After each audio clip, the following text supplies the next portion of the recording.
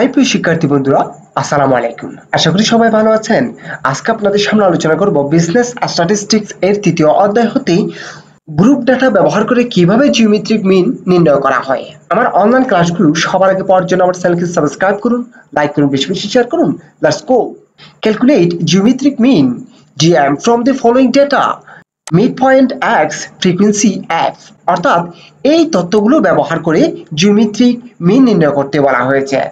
আপনারা দেখতেছেন প্রদত্ত তথ্যগুলো হচ্ছে গ্রুপ ডাটা। এই গ্রুপ ডাটা ব্যবহার করে আজকে আমি জিওমেট্রিক মিন নির্ণয় করব। এর আগের ক্লাসটি হচ্ছে আনগ্রুপ ডাটা ব্যবহার করে কিভাবে জিওমেট্রিক মিন নির্ণয় করা হয়, যেটি কমেন্ট বক্সে দেওয়া আছে, আপনারা ওখান থেকে দেখে নেবেন। এটি খুবই একটি গুরুত্বপূর্ণ বিষয়, আপনারা মনোযোগ সহকারে দেখুন, আমি বিস্তারিতভাবে আলোচনা করতেছি। সলিউশন, সমাধান। Calculation of geometric mean GM হেডিংটি লেখার পরে আমরা একটি চক অঙ্কন করব। Mid point X, frequency F, log X, F into log X. চকটি অঙ্কন করার পরে আমি প্রদত্ত প্রশ্ন থেকে দেখে দেখে চকটি পূরণ করব। যেমন দেখুন, সর্বপ্রথমে হচ্ছে মিড পয়েন্ট এক্স। এই যে মিড পয়েন্ট এক্স এর মানগুলো আমি দেখে দেখে হবু বসিয়ে দিয়েছি 8, 10, 12, 15, 7, 6। এরপর হচ্ছে ফ্রিকোয়েন্সি এফ।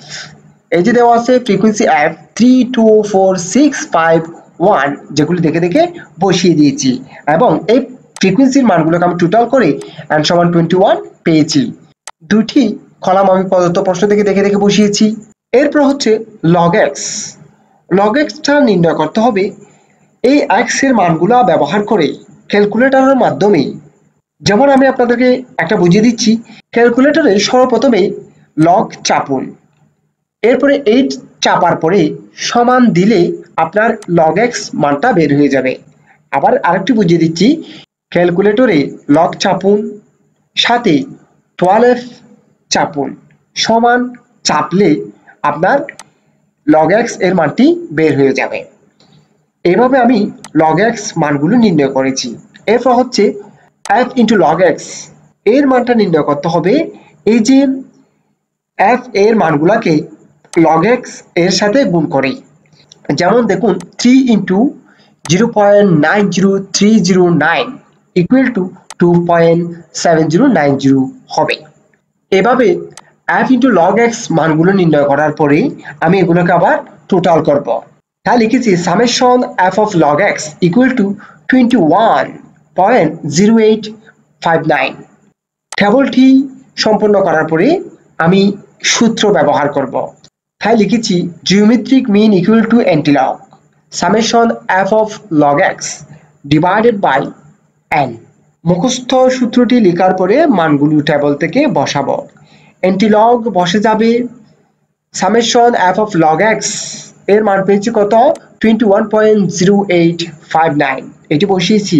নিচে হচ্ছে n সমান হচ্ছে 21, এটি বসিয়েছি।